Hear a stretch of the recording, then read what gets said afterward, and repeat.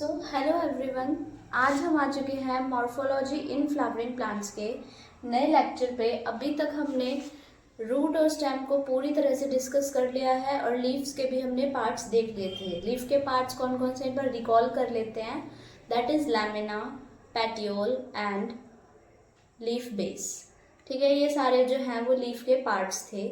आज हम देखने वाले हैं अबाउट वेनेशन। वेनेशन क्या होता है, लीफ के जो है कितने टाइप्स होते हैं, यानी कि सिंपल लीफ, कंपाउंड लीफ, इस टाइप से कितने टाइप की लीव्स हमारे पास होती हैं, ये सब हम आज देखेंगे। ठीक है, सो चलो स्टार्ट करते हैं। वेनेशन में क्या है, वेनेशन होती है दो टाइप की, रेटिकुलेट और पैरेलल। देखो कैसी होती है ये, रेटिकुलेट होती है कुछ इस टाइप से, ऐसे, यानी कि एक नेटवर्क टाइप का बना हुआ है, एक मिडरिब है और उसके आसपास एक नेटवर्क टाइप का बना हुआ है।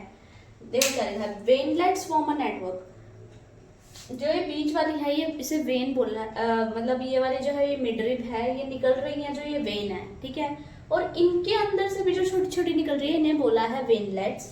तो वेनलेट्स ने नेटवर्क बनाया हुआ है, ये इसमें कहा गया है इस पॉइंट्स में। ये ज्यादातर डाइकोट्स में पाया जाता है, कोई कोई मोनोकोट में भी मिल जाता है, जैसे कि स्मिलैक्स, यहाँ पर एग्जांपल दिया, स्मिलैक्स एक मोनोकोट है, यहाँ पर रेटिकुलेट वेनेशन मिलती है।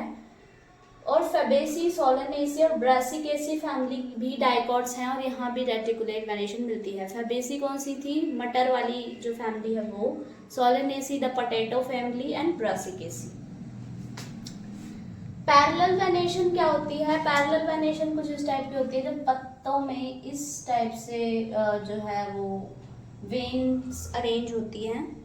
ये ज़्यादातर कहाँ मिलते हैं, मोनोकोट्स में। मैंने एक बार पहले बताया हो शायद, वीट में जो है पैरेलल वेनेशन होती है, वीट में ऐसे पत्ते होते हैं, ठीक है। Veins parallel to each other, veins जो है एक दूसरे से पैरेलल हैं और ज़्यादातर मोनोकोट में है। एक डायरिकोट भी है इधर, कैलोफाइलम, ठीक है। लिलिएसी फैमिली, लिली की जो फैमिली होती है वो लिलिएसी फैमिली होती है। मोनोकोट्स, वो भी मोनोकोट्स है तो उनमें भी क्या होगी, पैरेलल वेनेशन, ठीक है।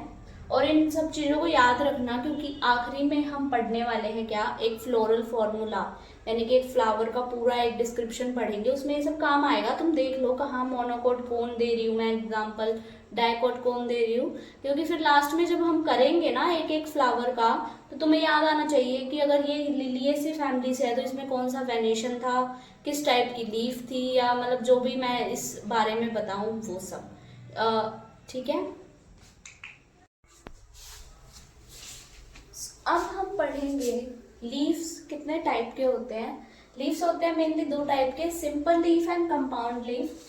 सिंपल लीफ में क्या होता है, जब लैमिना पूरा प्रेजेंट होता है, यानी उसमें कोई भी इंसीजन नहीं होता। इंसीजन क्या होता है, मान लो ये एक लीफ है, ठीक है, ये पूरा एक लीफ है। अगर मान लो लीफ ऐसा ना होने की जगह ऐसा कर दे तो ये इसमें ऐसे बन जाए, तो यानी काफी सारे बीच बीच में कट्स प्रेजेंट हो गए और ये एक की जगह 6-7 लीफ एक साथ ऐसे बन गए। जहां पर एक लीफ आना चाहिए था वहां पर इंसीजन्स बन गए।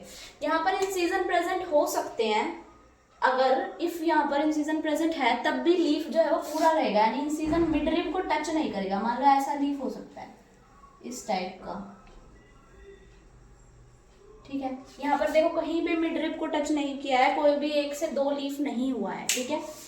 Bears a bud in axil of petiole, यानी कि इसका जो यहाँ पर ये स्टेम से अटैच होगा, यहाँ पर एक बड को, बड यहाँ पर होती है जिससे यहाँ से और ब्रांचेस अराइज हो सकती हैं, ठीक है। कंपाउंड लीफ में क्या होता है, इन सीजन मिडरिब तक आता है, यानी कि जहाँ एक लीफ होना चाहिए था एक ब्रांच पे, वहां 5-6 लीफ या फिर जितने भी 2-3 लीफ ऐसे आ जाते हैं, divide into number of leaflets, यानी वो जो छोटे छोटे लीफ बनते हैं उन्हें लीफलेट्स बोलते हैं। Bears bud in the axil of petiole but no bud in axil of leaflet, यानी कि यहाँ भी पेटियोल के उसमें तो होगा। मान लो ये काफी सारे पत्ते ऐसे बन गए जो है कंपाउंड लीफ में, ये इस टाइप से, तो यहाँ तो बड इसके भी प्रेजेंट है, बट यहाँ जो ये पत्ते एंड हो रहे हैं ना, यहाँ कोई बड प्रेजेंट नहीं होगी, ठीक है। ऐसा नहीं है कि यहाँ से भी और ब्रांचेस निकल जाएंगी, यहाँ से भी लीफ ही लीफ उग जाएंगी, नहीं, सिर्फ यहाँ होती है bud present, okay. Pinnately compound example है और पाल्मेटली कंपाउंड एग्जाम्पल, मतलब एग्जाम्पल बोल रही हूँ। इसके भी फर्दर दो टाइप होते हैं, पिन्नेटली कंपाउंड लीफ और palmately compound leaf. No leaflet borne on common axis, यानी कि सिंगल एक्सिस पे कोई लीफलेट नहीं आएगी, ठीक है। यानी कि मान लो ऐसे है, एक एक्सिस हो गया ये, फिर एक्सिस हो गया ये और ये। देखो सिंगल एक्सिस पे कोई भी लीफलेट नहीं आई है, सबका एक्सिस अलग अलग है, जहां से ये उग रहे हैं सबके एक्सिस अलग है, ठीक है। सिंगल एक्सिस पे कोई लीफलेट नहीं आई है, ऐसी होती है पिन्नेटली कंपाउंड लीव्स, और इन्हें हम रैशेस भी कहते हैं। इसका एग्जांपल है नीम, ठीक है। और पाल्मेटली कंपाउंड में क्या होता है, एक ही एक्सिस पे काफी सारी लीफ होती है। देखो जैसे इस टाइप से, ये एक एक्सिस है, यहाँ 1 2 3 4, ऐसे एक ही एक्सिस पे कई लीफ आ गई, ठीक है। ये होता है पाल्मेटली कंपाउंड लीफ, और इसमें एक टिप ऑफ पेटियोल से कई लीफ निकल सकते हैं। अब इसके एग्जांपल है सिल्क और कॉटन। अब इन्हें याद कैसे करोगे, इसका तरीका देखो। पिन्नेटली कंपाउंड यानी पिन के जैसे, यानी कि जिसमें कांटे टाइप कुछ चीजें हों, तो उससे आप याद कर सकते हो। अगर आपने नीम का पौधा देखा हो तो उसमें होता है, तो नीम याद हो जाएगा उससे पिन्नेटली कंपाउंड में। और पाल्मेटली में कैसे, पाल्म यानी कि हाथ, ठीक है। देखो हाथ की तरह इसके पत्ते निकल रहे हैं एक ही उस पे से, तो इससे पाल्मेटली याद हो जाएगा।